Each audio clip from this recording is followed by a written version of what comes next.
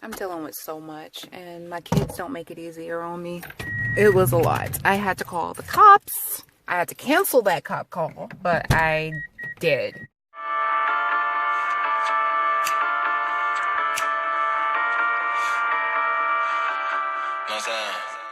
Hey, y'all.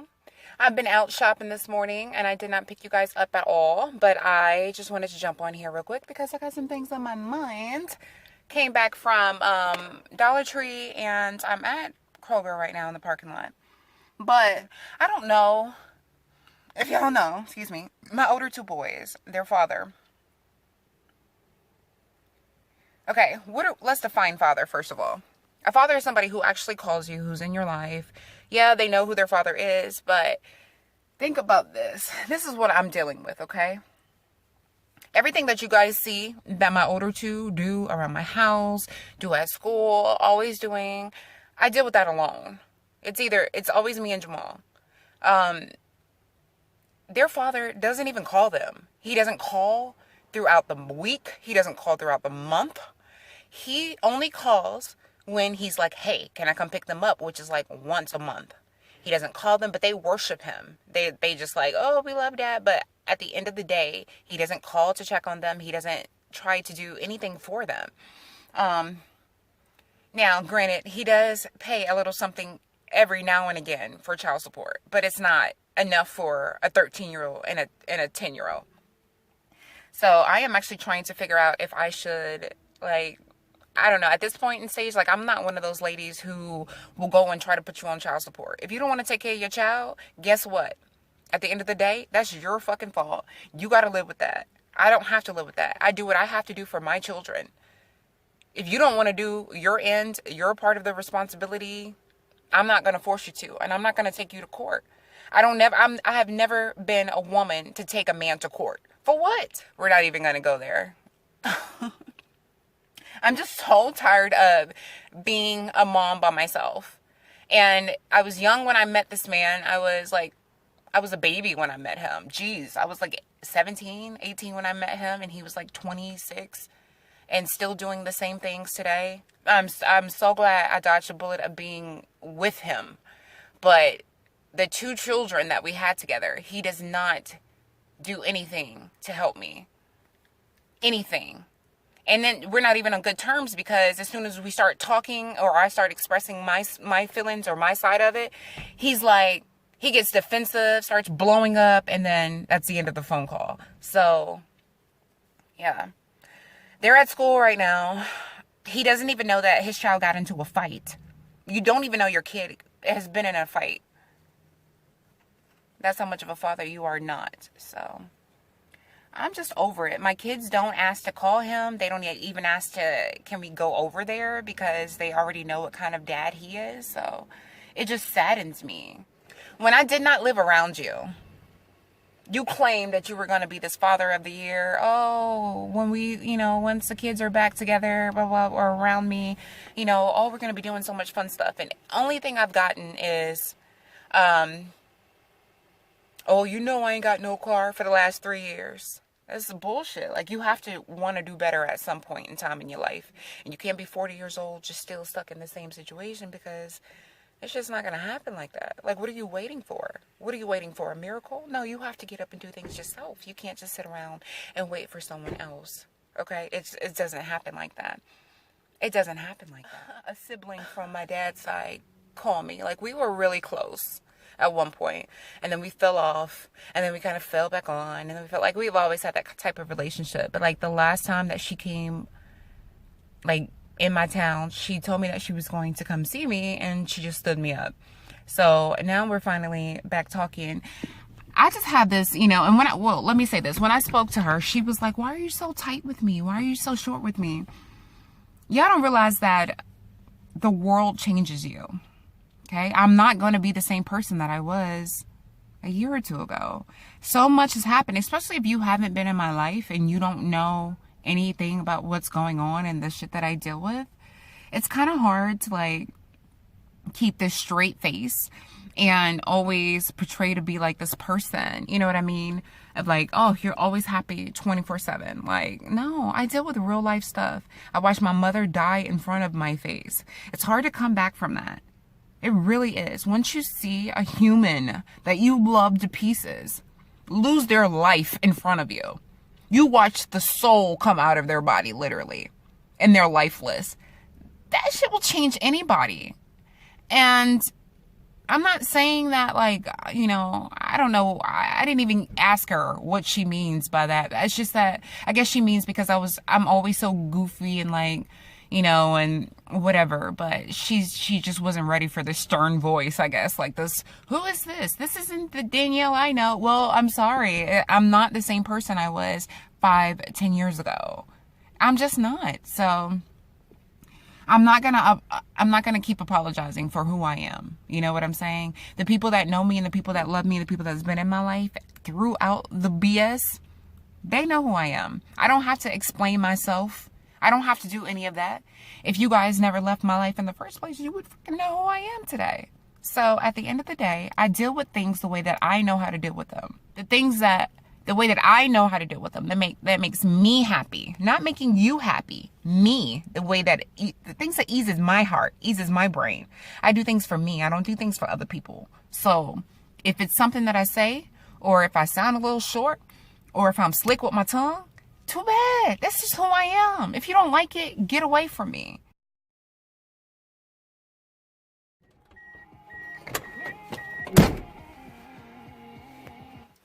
Guys, hopefully you can see me, okay? I'm in my garage right now. I'm just coming back home. I am so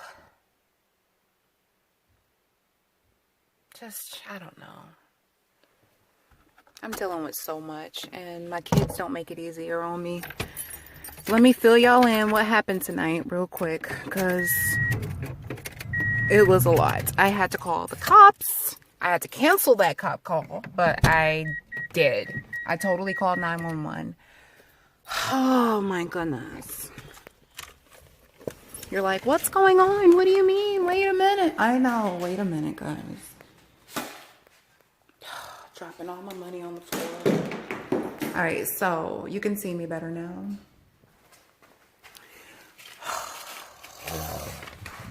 I have had a freaking hell of a night. My 10-year-old, it's 10 o'clock right now.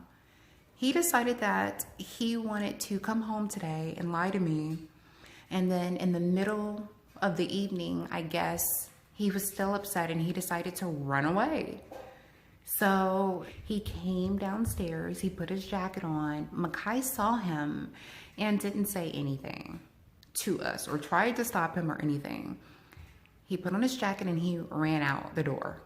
I didn't know where he was at for 30 minutes. I was losing my mind because I was like, this boy is gullible. He's naive. Someone can pick him up and just scoop him and he'll get in the car with anybody. I don't know. You know what I'm saying? I was losing my mind as a parent. I called 911. I was trying to like figure out where the hell this kid could have went. He doesn't know anybody in the neighborhood that I knew of.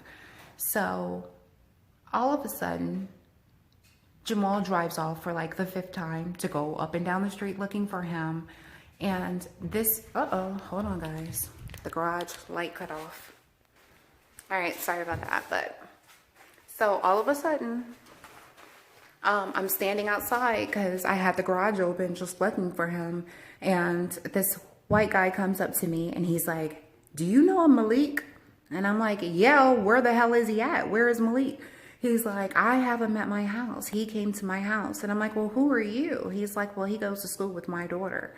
Okay. Malik went over there and told this guy a lie. Now, if you guys are not familiar with my son, he is a liar. Like, there's no other way to put it. He lies about the simplest things. How was your day? Oh, we had an elephant stampede today at school. They caught on fire at the cafeteria. Like, just extravagant stories he gives me. And he told the neighbor that Jamal kicked him out and I wasn't home. And the guy came over here ready to like beef up. Who kicks out a 10-year-old? And I was right there with him. I was like, I applaud you for coming over here trying to stick up for a 10-year-old. Thank you. Because most people wouldn't do that. I'm one of those people that would. So I was just so shocked that this happened. Like this little kid. So I'm coming back from dropping them off right now. Needless to say. Their dad is like, what do you want to do? I don't know if we can continue this like this. Like, this is just really blowing me. Him and his lies. And, you know, like I said, it started off with him coming in from school today. He didn't want me to see his Friday folder. And he got upset that he got caught. That's what it is. He hid his folder. He came in the house. He washed his hands, all that good stuff. And he went downstairs and hid his folder, like under a baby toy piled with jackets on top of it. And I searched all around because I know that the teachers give the Friday folder every Friday. He's like, oh no, she didn't give it to us. Well, I know my son.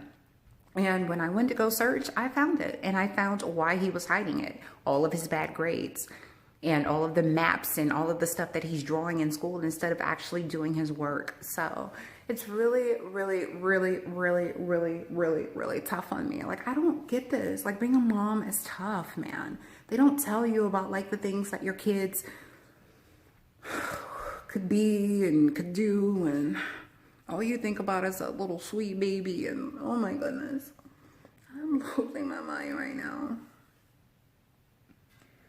I am losing my mind. And don't forget the story. You know what I'm saying? The story he came up with, what was that, last year in 3rd grade? If you guys are new to my channel and you don't know what I'm talking about, let me refresh your memory. He was in 3rd grade and he told his 3rd grade teacher, the counselor, everybody, because they came up and touched my shoulder and was like, oh my God, are you okay? When I came to the school to pick him up, I'm like, what's going on? Well, Malik told us what happened. Well, what happened? Please inform me. He said his father got shot at Kroger. News to me. He got shot grocery shopping? Wow. Yeah, I don't even...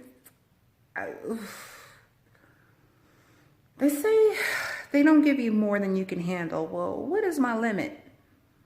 Because dealing with my mama, siblings, my children, the extra stress of life, the things that happen. I mean, I don't understand. When do I get a break? Like, ever? Is it coming? Can I get like just a week? 24 hours? And I'm being dead serious. Like, I'm trying not to cry right now. I just wanted to let you guys know what's going on. My life, it's not a fairy tale, people. I really hope I didn't just lock the door and lock the keys in the car. I did. So it's not nice. Yeah. We'll see you tomorrow.